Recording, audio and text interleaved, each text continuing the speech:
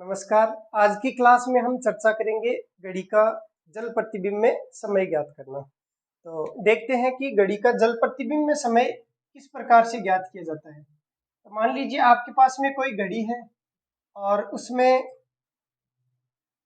ये समय है इस प्रकार से, और मान लो कि इस घड़ी में फिक्स 3 बजे हुए हैं। समझना, जिसे आप या मान लीजिए 3:05 का समय हो रखा है। अब आपको इसको पानी में देखना है भाई, ठीक है। तो जल प्रतिबिंब में समय का मतलब होता है कि किसी भी घड़ी को पानी के अंदर देखना। तो पानी कहाँ पर हो सकता है? एक ही स्थिति बनती है, पानी केवल और केवल नीचे ही हो सकता है। तो जब नीचे होगा इसका मतलब पानी जो होता है वो भी एक तरीके से कांच की तरह काम करता है, अर्थात दर्पण की तरह काम करता है। आप चाहें तो ऐसे कह सकते हैं कि नीचे रखे हुए दर्पण में प्रतिबिंब ज्ञात करना, या डायरेक्टली कहें तो जल में प्रतिबिंब ज्ञात करना। तो हेडिंग डाल लीजिए, घड़ी का जल प्रतिबिंब में समय ज्ञात करना।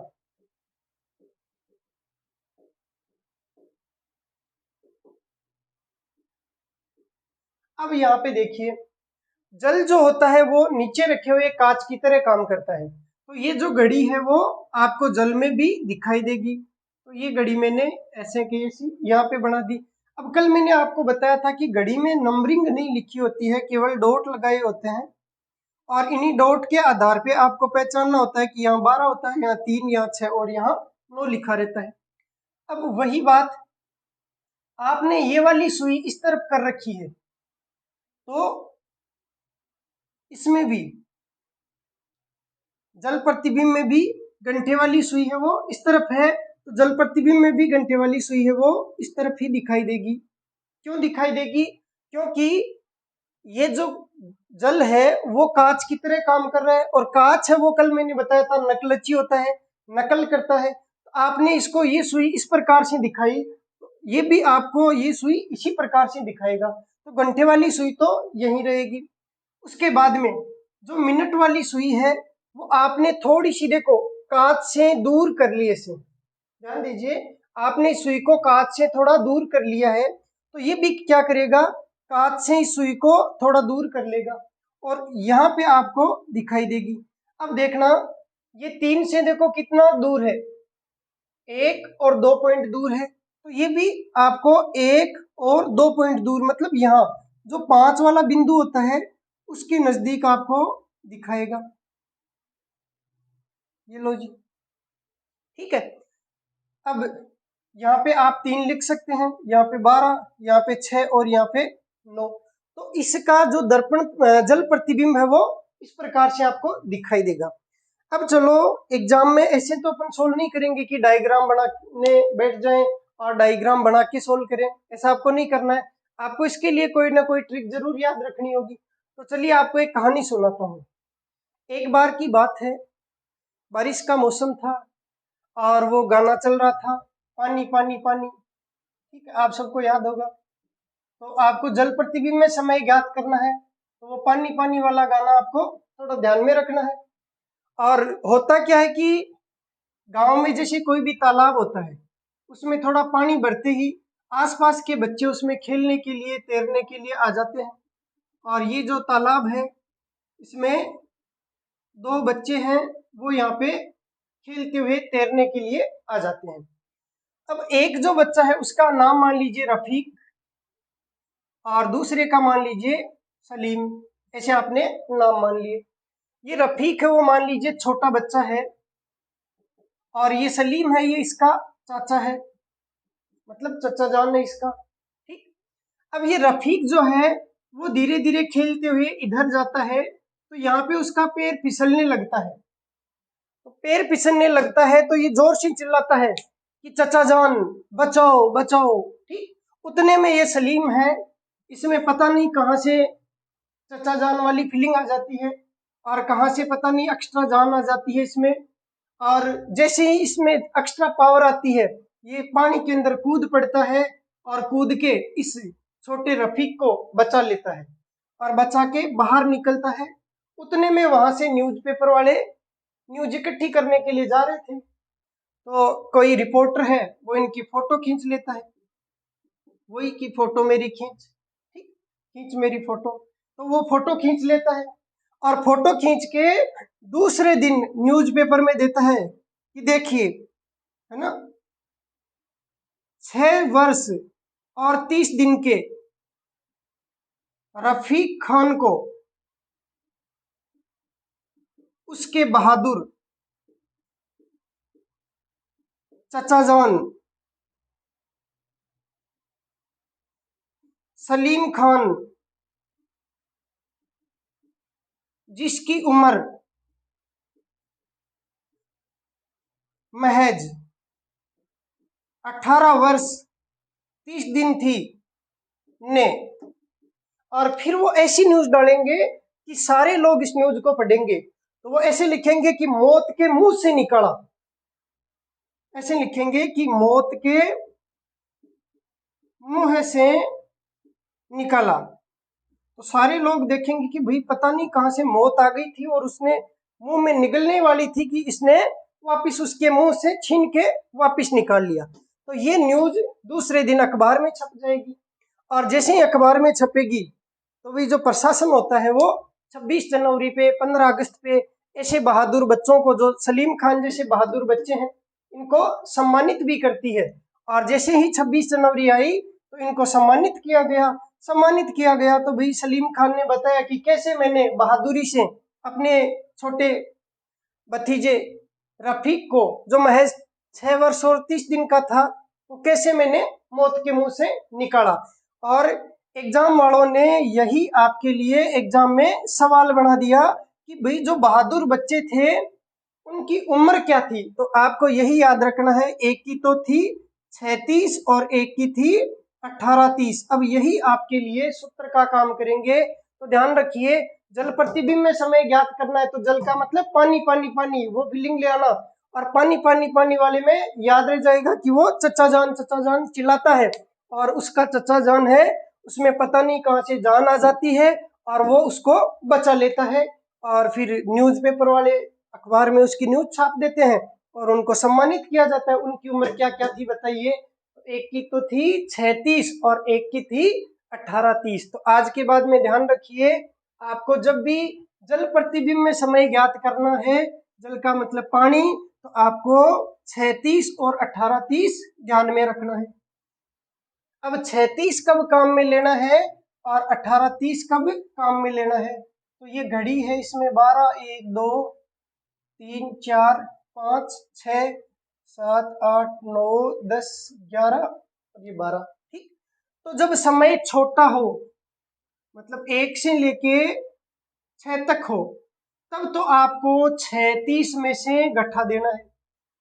अगर समय बड़ा हो, मतलब 7 से लेके और 12 तक हो, तब आपको 18-30 में से गट्ठा देना है।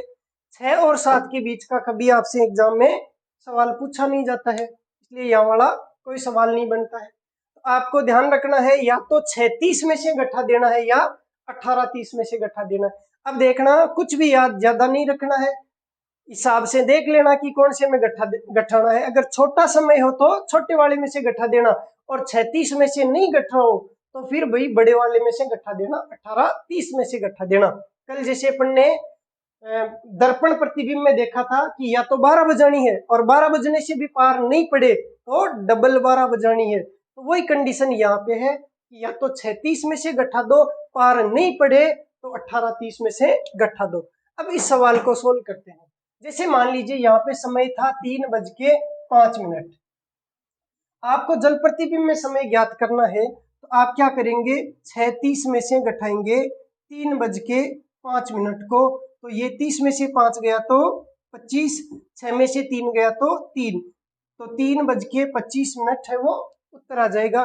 देख लीजिए 3:25 का समय आपको जल में दिखाई देगा, ठीक है। तो जल प्रतिबिंब बहुत ही आसान है, दर्पण प्रतिबिंब भी बहुत आसान है, दोनों में एक एक सूत्र है। उसमें तो 12 बजानी है और इसमें पूरा पानी में ही डुबो देना है, डुबो के वापस मौत के मुंह से निकाल लेना है। और इनकी उम्र ध्यान रखनी है 36 और 18-30। तो कुछ सवाल देखते हैं, नोट कीजिए। किसी घड़ी में 2:10 का समय हो रहा है। किसी घड़ी में 2:10 का समय हो रहा है, तो जल प्रतिबिंब में देखने पर क्या समय दिखाई देगा? तो बताइए कितना दिखाई देगा? 36 में से घटा देंगे 2 10 को, तो 30 में से 10 गए तो 20, 6 में से 2 गए तो 4:20। अगला सवाल देखिए। किसी घड़ी को जल प्रतिबिंब में देखने पर 4:55 का समय दिखाई देता है। किसी घड़ी को जल प्रतिबिंब में देखने पर 4:55 का समय दिखाई देता है। तो घड़ी में वास्तविक समय क्या है? तो घड़ी में वास्तविक समय क्या है? तो आपको जल प्रतिबिंब का समय पूछे चाहे जल प्रतिबिंब से वास्तविक समय पूछे, हिसाब से देख लेना कि 36 में से घट रहा है तो 36 में से घटा दो, नहीं तो 18-30 में से घटा दो, तो 36 में से घट जाएगा 4:55।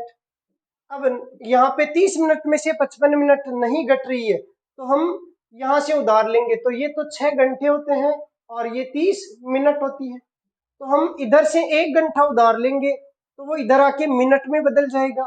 1 घंटे में 60 मिनट उधार आती है, तो 60 मिनट इधर उधार आ जाएगी, तो यहाँ 6 घंटे की जगह तो बच जाएगा 5 घंटे, और जो 60 मिनट उधार आएगी वो 30 मिनट में जुड़ जाएगी, तो 5 घंटे और 90 मिनट हो जाएगा। इसमें से घटा लो 4 घंटे और 55 मिनट। 90 में से 55 गया तो कितना बच गया? 35 बच गया, और 5 में से 4 गया तो 1 बच गया। यही आपके लिए आंसर का काम करेगा, नोट कर लीजिए इसको। अगला सवाल देखते हैं।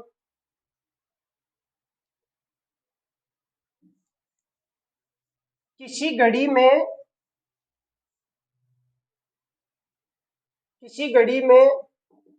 10:40 का समय हो रहा है, तो पास के तालाब में देखने पर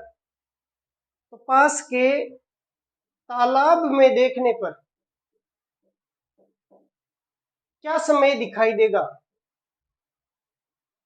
तो पास के तालाब में देखने पर क्या समय दिखाई देगा?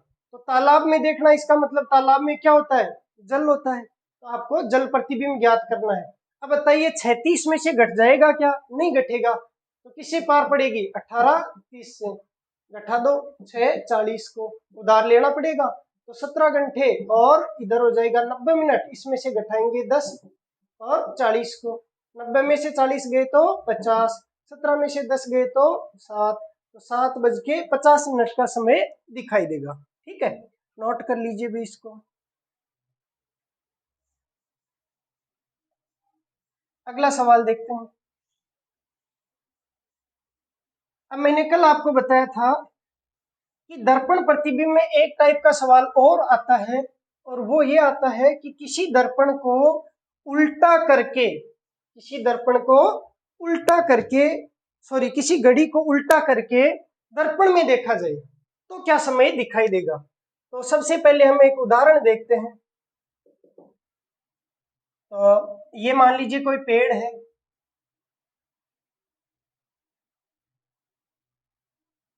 और इस पेड़ के इस साइड में कोई फल लगा हुआ है। जैसे मान लीजिए यहाँ पे कोई आम लगा हुआ है, यहाँ पे कोई आम का फल लगा हुआ है, और सबसे पहले इसको क्या करना है? उल्टा करना है। देखो मैं यहाँ लिख देता हूं, उल्टा करना है। उसके बाद में उसको दर्पण प्रतिबिंब आपको ज्ञात करना है। ठीक है, तो सबसे पहले इस पेड़ को उल्टा करेंगे। तो उल्टा करने के 2 तरीके हैं भाई। जैसे आप एक तो इसको ऐसे उल्टा कर दो, दूसरा आप इसको ऐसे उल्टा कर दो। तो ध्यान रखिए, घड़ी को जब भी उल्टा करते हैं ना, तो जैसे यहाँ पे समय हो रखा है 9:20, तो आप इसको ऐसे उल्टा कर दोगे तो आपको कुछ भी दिखाई नहीं देगा, पीछे केवल ये इसकी बॉडी दिखाई देगी। तो आपको कभी भी ऐसे उल्टा नहीं करना है, क्योंकि आपको सवाल सोल्व करना है, घड़ी उल्टा करने नहीं है यहाँ। तो कैसे उल्टा करना है फिर? तो इसको ऐसे उल्टा करना है भी। आई समझ में? वापिस समझाता हूं, देखो ये सीधी घड़ी है, आपको कहे कि किसी घड़ी को उल्टा करके, तो ऐसे मत कर देना, नहीं तो कुछ नहीं दिखेगा। तो फिर कैसे करना है? तो घड़ी को उल्टा ऐसे किया जाता है, उल्टी लटका दो भाई घड़ी को ऐसे, ठीक है, 12 नीचे और 6 ऊपर, ऐसे करना है। तो आपको भी इस पेड़ को इसी प्रकार से उल्टा करना है। तो इसी प्रकार से उल्टा करेंगे। तो मैंने इसको उल्टा किया, ये पेड़ आ गया इस प्रकार से। अब बताइए फल कहाँ जाएगा? तो आप ये समझिए, मेरा अंगूठा है वो फल को इंगित कर रहा है। जैसे ही मैं इसको ऐसे लेके जाऊंगा तो फल कौन सी साइड आ जाएगा? इस साइड आ जाएगा। ये लो जी फल। अब उल्टा तो कर दिया, अब क्या करना है? दर्पण में देखना है। ये लो जी, दर्पण किधर लगाना है? या तो दाई साइड में या बाई साइड में। चलो हमने दाई साइड में लगा दिया। दाई साइड में लगाते ही क्या दिखाई देगा? ये जो पेड़ है उल्टा, वो तो ऐसा का ऐसा, क्योंकि आपने कांच को उल्टा पेड़ दिखाया। तो ये लो जी, ये भी आपको उल्टा पेड़ दिखा देगा।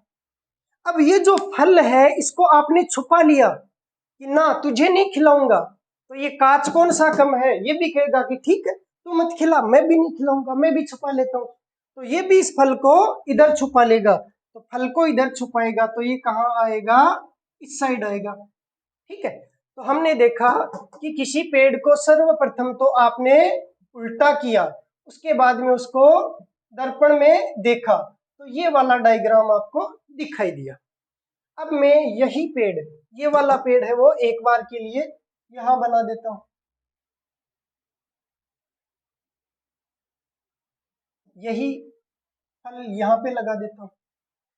दूसरी बात, मैं इसको डायरेक्ट जल में देख लेता हूं। ये लो जी, अब जल में देखूंगा तो ये कांच की तरह काम करेगा, और ये जो तना है वो कांच की तरफ है, तो कांच भी तना है वो आपकी तरफ करेगा, और ये पेड़ ऐसे दिखाई देगा। अब ये जो फल है वो इस साइड है कांच के, तो ये आपको ऐसे दिखाई देगा। कांच का जो प्रतिबिंब बनता है, तो जहां कांच रखा हुआ है उसको आप फोल्ड कर दीजिए, उसको आप समेट दीजिए। अगर दोनों एक दूसरे को ओवरलैप कर देते हैं, इसका मतलब वो उसका दर्पण प्रतिबिंब होता है। जैसे मेरे इस हाथ का दर्पण प्रतिबिंब ये वाला हाथ होता है, अगर बीच में कांच रखा हुआ है तो ये हाथ मुझे ऐसा दिखाई देगा। अगर मैं इसको फोल्ड कर दूं, समेट दूं, तो ये हाथ इसको पूरा पूरा ढक लेगा। वही कंडीशन इसमें आएगी कि जब आप यहाँ जहां कांच रखा हुआ है यहाँ से फोल्ड करेंगे तो ये पूरा इसको ढक लेगा। आप विजुलाइज कर सकते हैं, ये इसको ढक लेगा, ठीक। अब देखिए, क्या ये और ये दोनों सेम है क्या? बिल्कुल सेम है, ठीक है। तो मैंने क्या किया? उल्टा किया, फिर कांच में देखा। इसकी बजाय अगर डायरेक्ट मैं जल में देख लेता हूं तो मेरा प्रतिबिंब बिल्कुल सेम दिखाई देता है। आज के बाद में ध्यान रखना, उल्टा करके दर्पण में देखना है, उल्टा करके दर्पण में देखना है, इसकी बजाय आप किस में देख लो? जल में देख लो।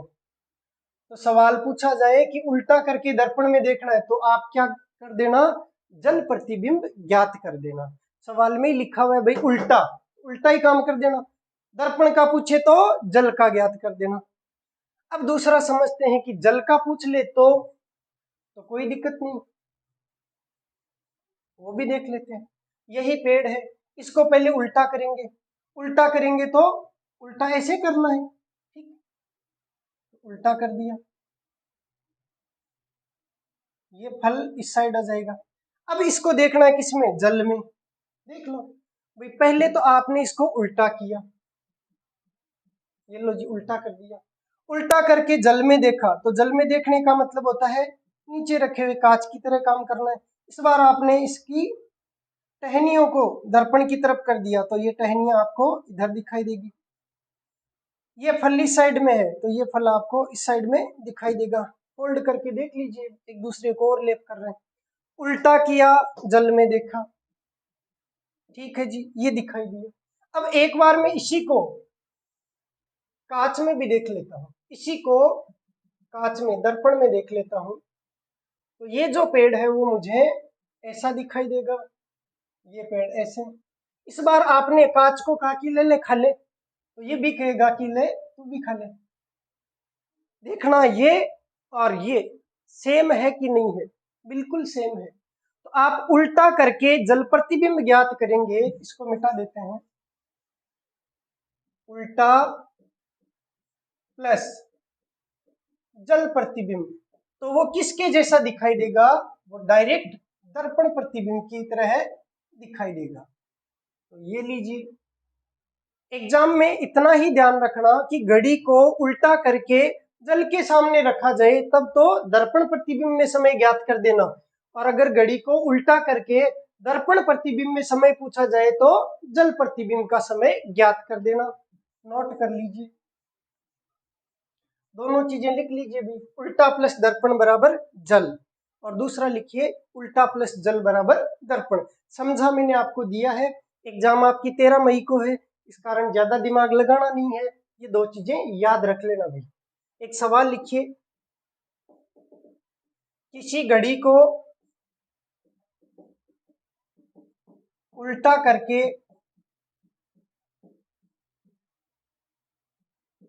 दर्पण के सामने रखा गया,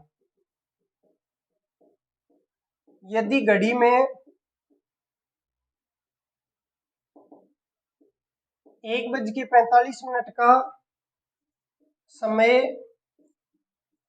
हो रहा है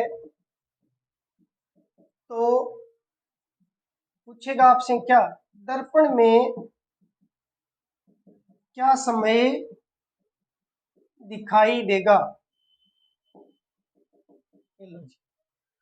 सवाल में कहा गया उल्टा करके, तो आपको भी उल्टा ही कर देना है सवाल को। किसी घड़ी को उल्टा करके दर्पण, तो उल्टा करके दर्पण, तो उल्टा प्लस दर्पण बराबर क्या दिखाई देगा, जल दिखाई देगा। अब आपको उल्टा करके दर्पण में देखना है तो दिखाई तो दर्पण में ही देगा ना, तो इसीलिए इसने लिखा है कि दर्पण में क्या समय दिखाई देगा। ठीक है, यहाँ बिल्कुल कंफ्यूज मत होना, उल्टा करेंगे देखेंगे कांच में, लेकिन दिखाई कैसा देगा, जल के जैसा। तो आपको जल प्रतिबिंब ज्ञात कर देना है। जल प्रतिबिंब के लिए वही रफीकड़ा सलीमड़ा वाली बात, कितने में से गठाना, 6 30 में से कितने को गठाना, 1 45 को गठा दीजिए। गठ नहीं रहा क्या तो उधार ले लो, 5 90 गठाया 1 45, 90 में से 45 45, 5 में से 1 4 4:45 उत्तर। बस ये कई बार बैंक जैसी एग्जाम में पूछा जाता है इस टाइप का सवाल। अगला सवाल, किसी घड़ी को उल्टा करके, किसी घड़ी को उल्टा करके जल प्रतिबिंब में देखा जाता है तो 8:50 का समय दिखाई देता है।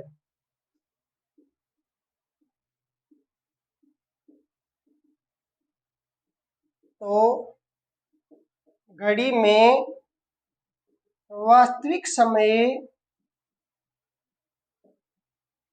क्या है। ठीक है, तो सोल्व करते हैं चलो।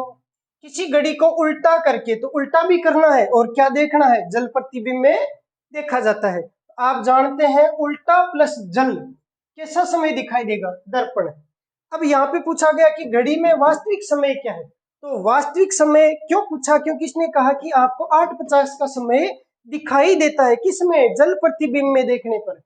तो आप उल्टा करके जल में देखोगे तो दिखाई तो जल में देगा, लेकिन आपको वास्तविक समय ज्ञात करना है तो बिल्कुल कोई टेंशन नहीं लेनी है। आपको कौन सा सूत्र लगाना है, दर्पण वाला, क्योंकि उल्टा प्लस जल किसके बराबर होता है, दर्पण के।